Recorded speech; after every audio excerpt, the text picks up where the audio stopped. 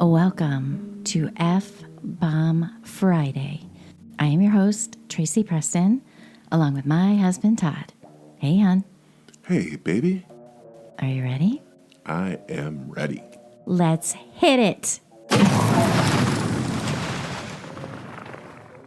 If you ever find yourself driving along the quiet stretches of Memphis Ridge Road in the middle thumb town of Memphis, Michigan, might I say, I didn't even know we had a Memphis. I didn't know either. Michigan. Yeah. I was like, why are you reading about Memphis? Anyway, maybe there's more of you who also didn't know, but now you do. All right, so you might not notice the cemetery tucked back behind the trees. You might pass it without a second thought. Just another cluster of weather-worn stones, names fading, generations resting beneath cool earth. But if you did notice and decided to explore, if you followed that long gravel path to the very back, where the land dips slightly and the shadows gather a little earlier than they should, you would see it. A massive black marble sphere, polished, perfect, silent, watching. And for over a century, it has been the center of one of Michigan's strangest, coldest, most persistent legends. Some call it the Miller Sphere. Most call it the Witch's Ball. The story begins in 1903 when a man named Eli Miller died. The Miller family wasn't known for anything unusual. They weren't rumored to be practitioners of strange art or keepers of arcane secrets. They were, by all recorded accounts, an ordinary Michigan family. But the grave marker they chose for Eli was anything but ordinary. The Millers imported a giant, polished black marble sphere, weighing nearly, get this, 2,800 pounds, placed atop a square granite pedestal. Why this shape? Why this design? No one ever recorded the reason. Some say the Millers simply wanted something beautiful, unique, enduring. Others whisper the Millers chose it because Eli asked for it. In a will that has never been found. In writing no one has produced. Still, others insist the stone was not crafted by the Millers at all, but brought to them, given or traded or acquired through means never explained. But whatever its origin, the sphere was installed facing one direction, with a slightly rough circular patch, a portion of the stone that had been resting on the ground during carving, placed securely at the bottom against the pedestal. And for a time, the Miller sphere sat quietly among the headstones, a curiosity, a monument, a mystery not yet awakened. Years passed, then decades.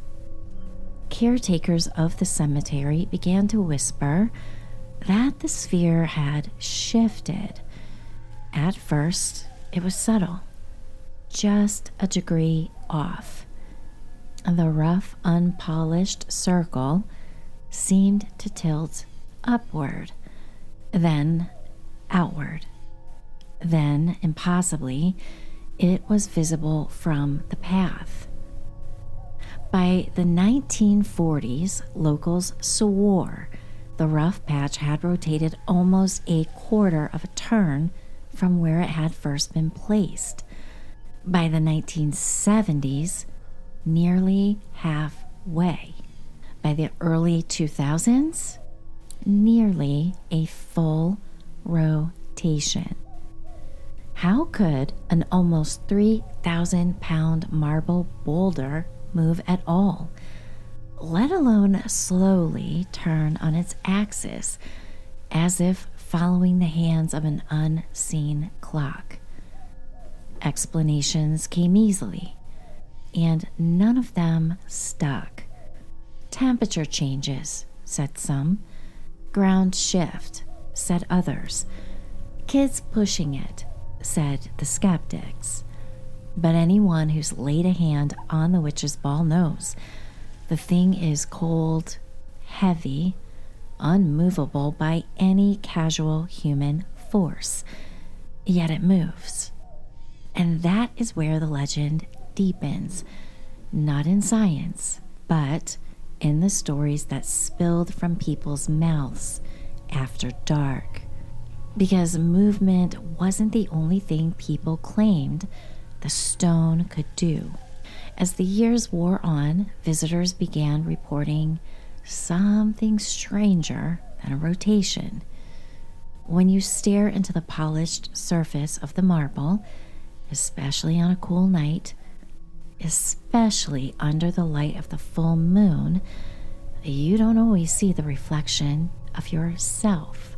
Sometimes you see faces, not your reflection, not a distortion, not a trick of light.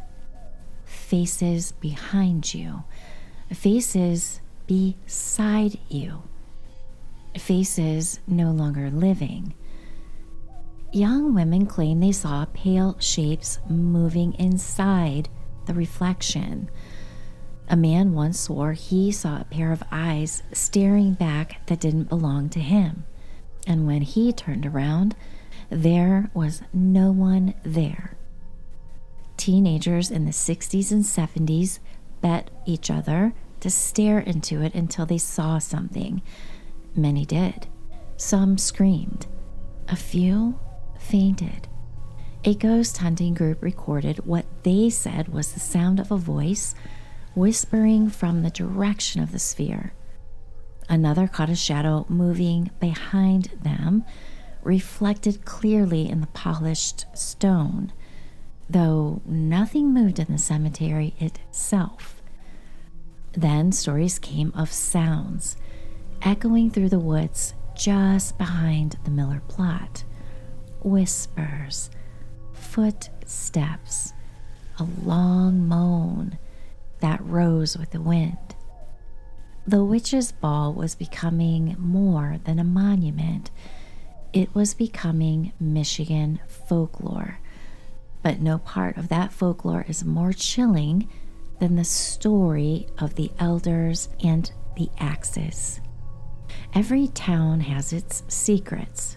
Memphis, Michigan is no exception. Back in the early decades of the 20th century, no one seems to agree on exactly when a group of older men from the community gathered in hushed panic. They were church deacons, farmers, stern men who had lived long enough to trust their instincts. And their instincts told them something was wrong. The sphere had rotated. Voices had been heard by the cemetery's edge. One man's niece claimed the stone showed her someone standing behind her, though she was alone. And so, in the dead of night, a group of elders walked into the cemetery with axes. The story has many versions, but the core remains the same. They believed the sphere was cursed. They believed it was attracting spirits. They believed it would bring ruin to the town. So, they strode into the cemetery after midnight, lanterns swaying, axes glinting in cold moonlight. They surrounded the stone, muttered prayers, raised their weapons, and brought them down. The axes bounced. The marble was unmarked. Not a scratch, not a splinter, not one chip. One man swung so hard his axe handle snapped. Another fell to his knees, clutching his chest. A third said he felt something push back, as if a force surged from within the stone. They fled, and when dawn came, townspeople found shattered axes, dents in the earth, and the elders pale and shaking, refusing to speak about what happened. To this day, older residents refuse to discuss the incident directly. Some dismiss it. Others deny it entirely.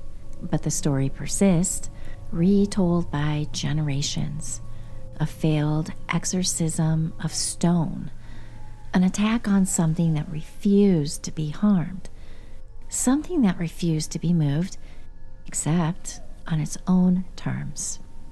Skeptics still try to explain the witch's ball, a freeze-thaw cycle pushing the sphere around its pedestal, ground vibration from decades of traffic, and thermal expansion shifting its orientation.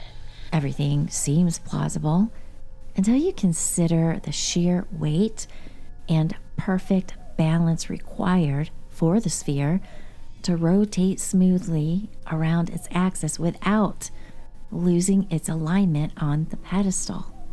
Then add to that the accounts of reflections, apparitions, whispers, shadows, and the infamous axes that left no mark. And even the skeptics grow quiet. It's not that the witch's ball can't be explained.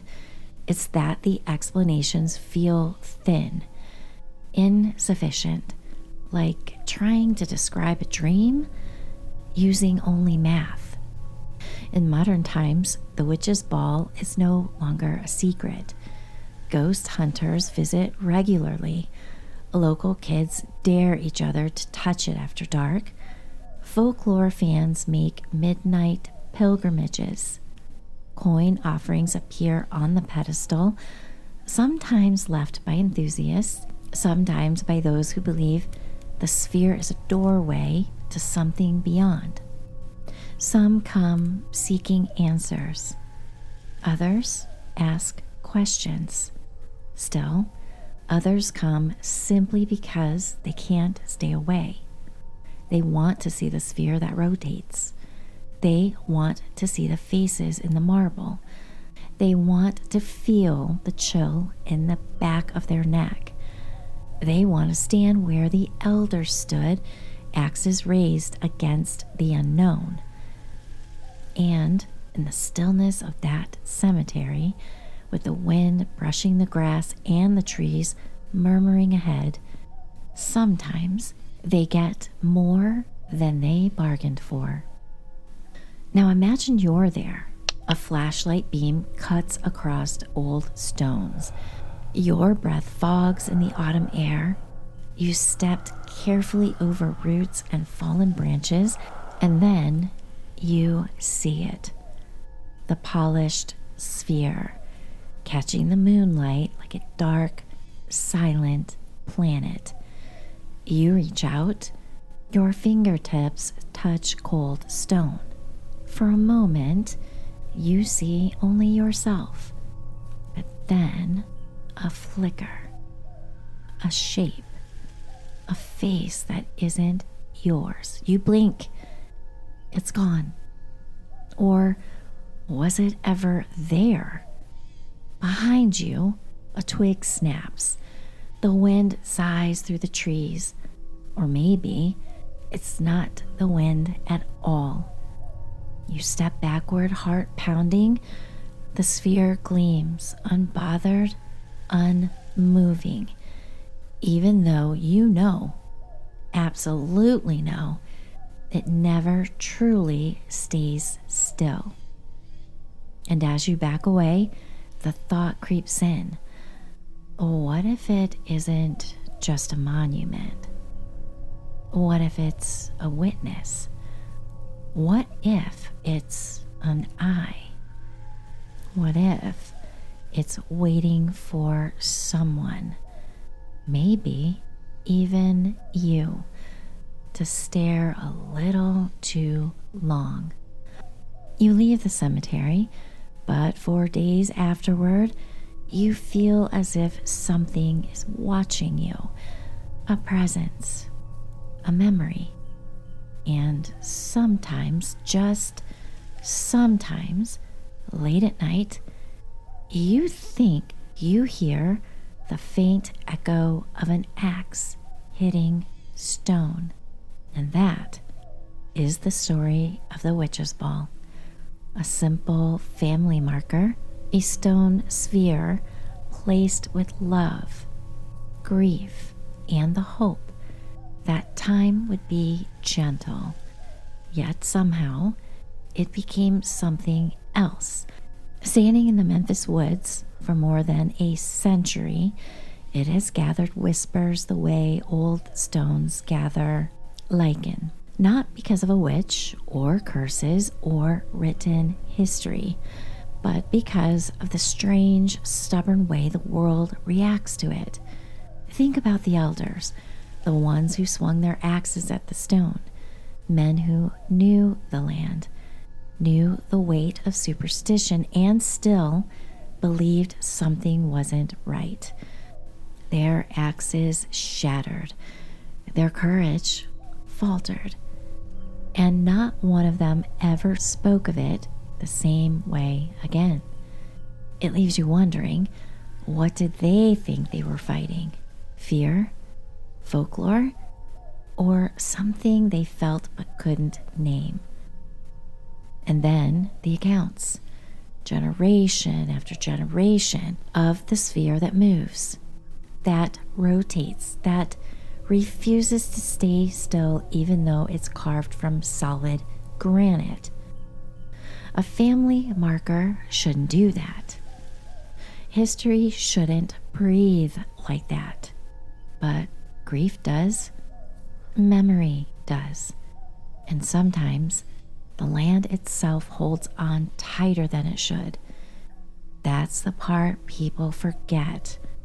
Behind every legend is a real loss, a real family, a real story etched into the earth long before the rumors arrived. Maybe that's why the Witch's Ball unsettles people so deeply, because it blurs the line between what we fear and what we fail to understand. So, if you ever walk that quiet trail east of Memphis, if you step into that clearing where the woods grow still and the air grows heavy, remember this: you are standing at a place where history refuses to sleep, where the past refuses to loosen its grip, where something, whether it's memory, sorrow, or something older, shifts beneath your feet. Touch the stone if you dare, but do it gently, because whatever lies beneath that perfect sphere has endured a century of storms, stories, and shattered axes.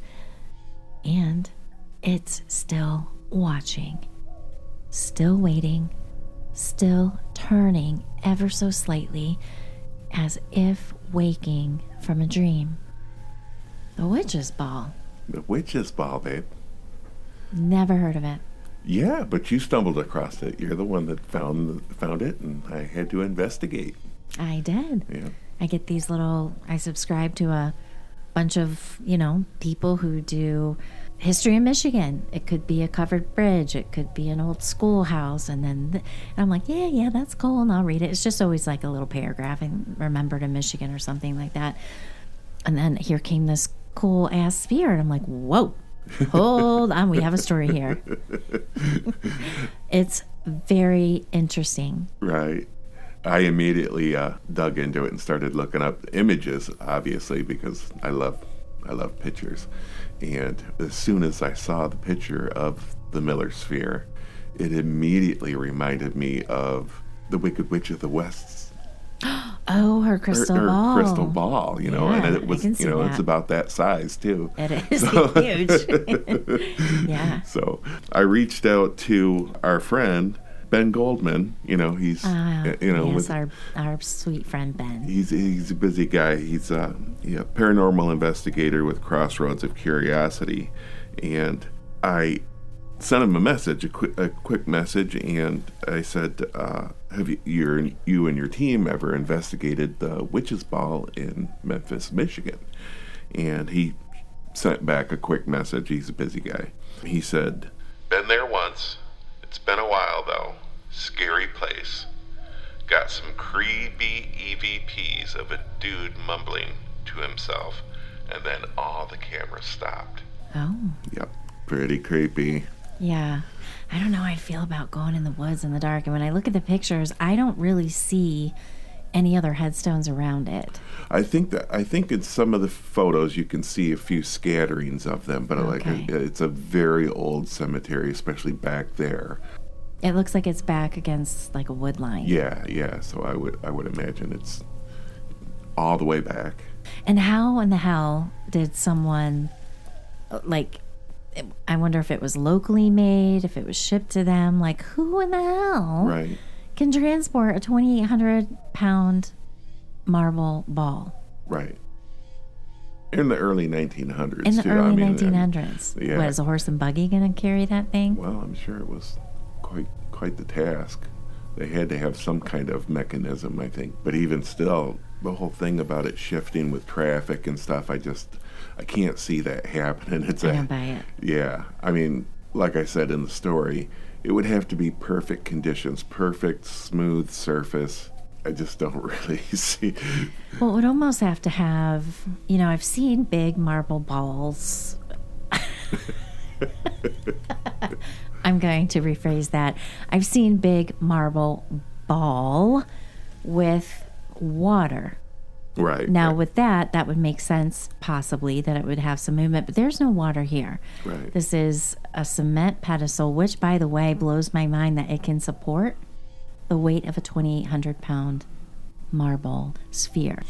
You know what I mean? Like, after all of these years, how is that holding up when we've got, I don't know what some of these headstones are in the local cemetery here. Most of them are limestone. That makes sense Yeah. why they don't last the Yeah, test of time. wears away. Yeah. Yeah. But still, how did they even get it up there?